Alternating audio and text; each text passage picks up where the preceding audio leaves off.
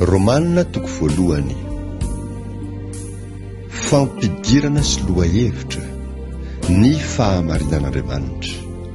Romanina toko voalohany ny andininy voalohany hatramin'ny 7:10.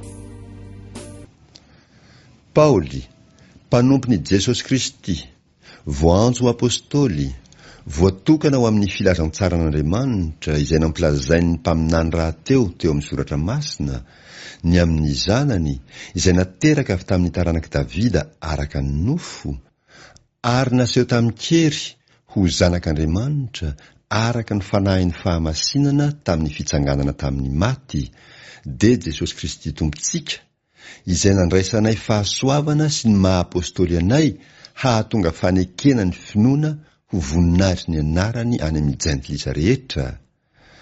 Ary ianareo koa, izay isan'ireny dia voantso ho an'i Jesosy Kristy. Ho an'izay rehetra any Roma, malala an'Andriamanitra sady voantso no masina. Ho aminareo anieny fahasoavana sy ny fiadanana avy amin'Andriamanitra raitsika sy Jesosy Kristy Tompo.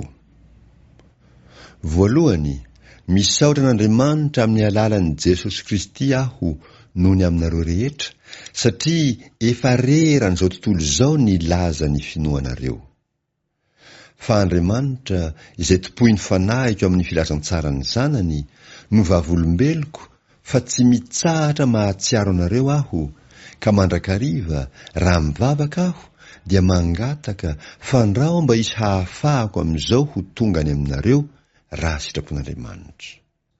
Fa maniry hahita anareo aho, hanomezako fahasoavam-panahy anareo mba hampaherezina ianareo, zany dia mba hiarahako hampirisina aminareo amin'ny finoantsika, dia ny anareo sy ny ahy.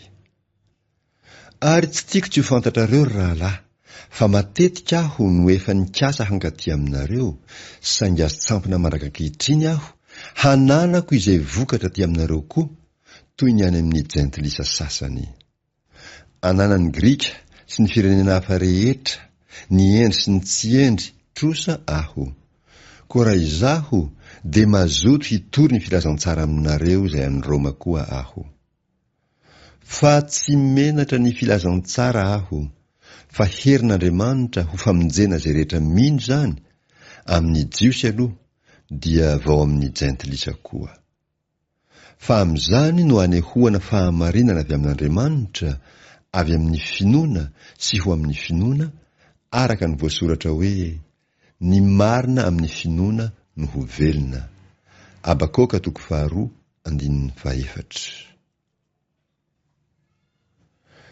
Meloka eo anatrehan'Andriamanitra ny olona rehetra. Romanina 1:9 hatramin'ny 7:20. Miseho ny fahatezeran'Andriamanitra. Asan'ny apôstôly 1:9 hatramin'ny 7:20. Fahaseho avy any an-danitra ny fahatezeran'Andriamanitra amin'ny faharatsiana rehetra sy ny tsy fahamarinan'ny olona izay misakana ny fahamarinana amin'ny fanaovan-dratsy, satria izay fantatra ny amin'Andriamanitra dia miseho ao-impony ireny fa nasehon'Andriamanitra taminy. Fa ny fombany tsy hita dia ny heriny mandrakizay sy ny maha-Andriamanitra azy, de miseho hatramin'ny nanaovana izao tontolo izao, fa fantatra amin'ny zavatra nataony, ka de tsy manan-kalahatra ireo. Fa na dia nahalala an'Andriamanitra azy izy, dia tsy mba nankalaza azy toy izay mendrika ho an'Andriamanitra, na nisaotra azy, fa tonga zava-pony izy tamin'ny fisainany, ary tonga maizina ny fonodonto. Nandoka tena ho endry izy, ka tonga adala. Koa ny voninahitr'Andriamanitra tsy mety lo, dia nosoloa ny zavatra tahaka ny endriky ny olona mety lo, sy ny vorona, sy ny biby manatongotra efatra, ary ny zavatra mandady sy mikisaka. Ny vokatry ny tsy finoana ho an'ny olona rehetra. Romanina 1:9 hatramin'ny 12. Ary zany no nanoloran'Andriamanitra azy tamin'ny filany fony ho amin'ny fahalitoana, dia ny fanalany voninahitra tamin'ny tenany avy. Ary ny fahamarinan'Andriamanitra dia nosoloany langa ka nanaja sy nanompo ny zavatra natao izy fa tsy ny mpanao izay isaorana mandrakizay. Amen. Izany no nanoloran'Andriamanitra azy ho amin'ny filahany ratsy mahavoafady. Fa ny vehivavy tao aminy nanova ny fanaony ho amin'izay tsy fanaony.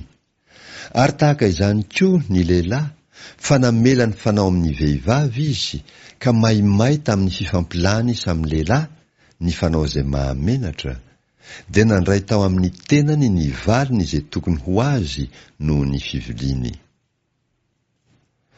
Ary araka ny nanaovany ny fahalalana marina n'Andriamanitra ho tsy mendrika ho tanany, dia araka izany kosa no nanoloran'Andriamanitra azy ho amin'ny fisainana tsy mahamendrika, hanao izay zavatra tsy tokony hatao, ka dia feno ny tsy fahamarinana rehetra, ny faharatsiana, ny fieremana, ny lolom-po, feno fialonana, vonoan'olona, fifandirana, fitaka otro-po, mpibitsibitsika, mpanendrikendrika, halan'Andriamanitra, mpampahory, mpiavinavina, mpandoka-tena, mpamoron-tsainy ratsy, tsy manoa raisireny, tsy manam-pahalalana, tsy mitana fanekena, tsy manam-pitiavana, tsy miantra, dia olona mahalala tsara ny fitsipika ny men'Andriamanitra fa izay manao izany zavatra izany no mendrika ho faty.